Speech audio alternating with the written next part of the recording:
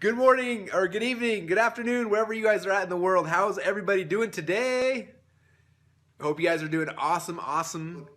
This weekend, it was Christmas weekend, and we watched the documentary about how Walt Disney made Snow White, which was amazing. If you guys haven't watched that yet, go find it and watch it. Like, he went through a lot and gambled. Like, I know that was the very first movie of all time, animated movie of all time, which was kind of cool. So it was worth watching.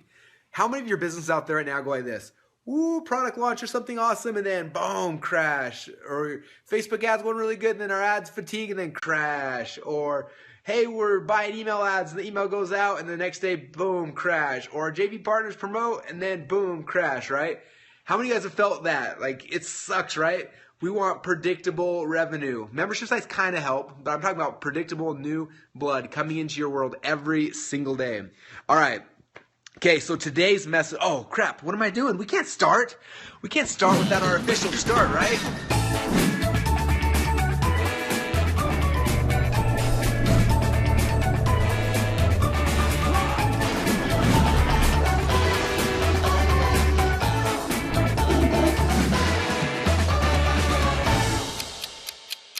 All right, so what I want to share with you guys today, because this is something that I think all of us entrepreneurs kind of struggle with, right? We start a company, we grow it, and we see these ups and downs, right? We do a product launch, big surge in sales, then it drops, right? Or we do Facebook ads, runs really good, our ad gets ad fatigue, and then sales drop. Or JV partner goes up and then down, buy an email ad up and down. It's like this, right? And it's frustrating. Don't you guys agree? Like, how many of you guys want predictable, sustainable, consistent revenue that you know is coming in? I'm not talking about membership sites or continuity program. I'm talking about different lead sources, okay?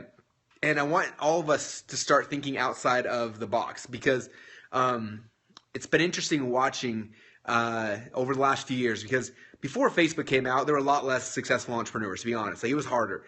Google was there for a while, then it slapped everyone around. Then other things came out.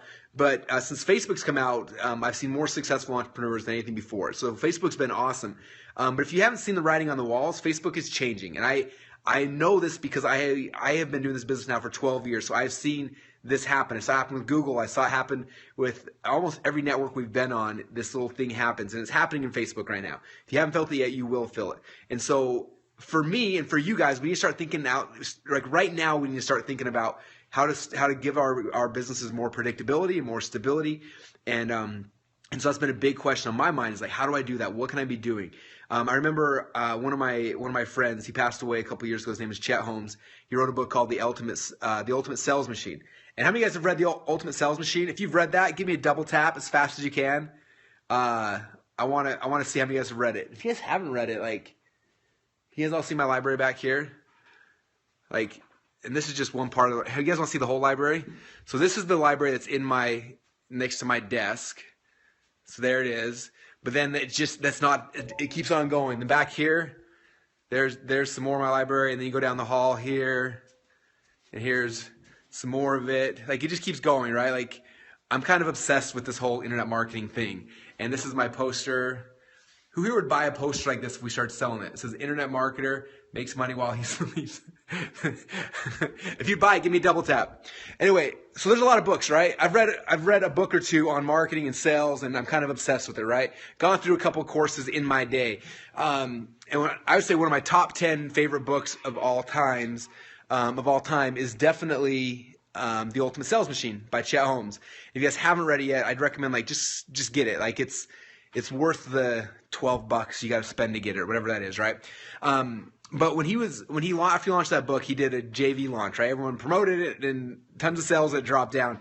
And when I met him, he'd been trying a whole bunch of different models online. He'd been trying, everything, Google, Facebook, actually it was pre-Facebook that he was doing stuff, but a whole bunch of different things.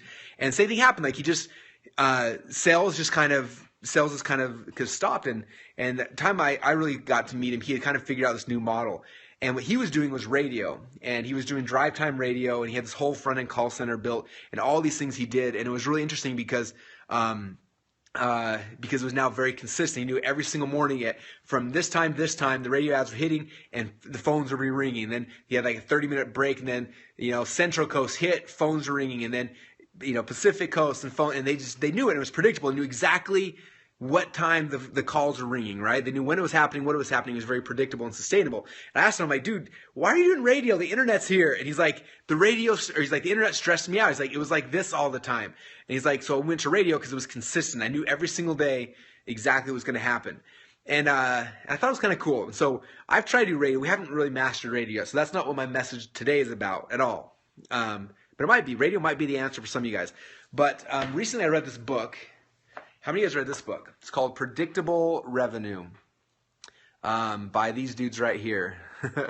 This book wasn't written amazingly well, but the concept is amazing, if that makes sense. So I apologize to the writers, but the book's really good. It's worth getting. If you go to predictablerevenue.com, you can get it for like $10. It's probably on Amazon, I would assume. But this book was talking to these dudes that help build Salesforce, and they talked about how like this is where your business starts, and then over here's where we want to go. But like, what happens here in the middle? Like, what's that thing you got to do in the middle to get the predictable revenue? And he talked about how he helped Salesforce initially go from $0 to $100 million using this model. And it was interesting. So I read this book, and the model is a little different. I'm not necessarily thinking that this is going to be the model for you, but it's going to get your mind thinking around figuring out models that will give you consistent, predictable revenue. Okay? If you guys, real quick, how many of you guys want predictable revenue again? I just want to make sure you guys are still paying attention. If you guys want predictable, consistent revenue, give me some. Okay, there they come again. It slowed down. And the hearts keep me going. So if I don't see those, you guys, it doesn't. You gotta feed my ego. Yeah, so the lottery's much easier. So in the book, he talks about how they did it, and what they did in the book that was interesting is like I'd basically call it spamming and cold calling.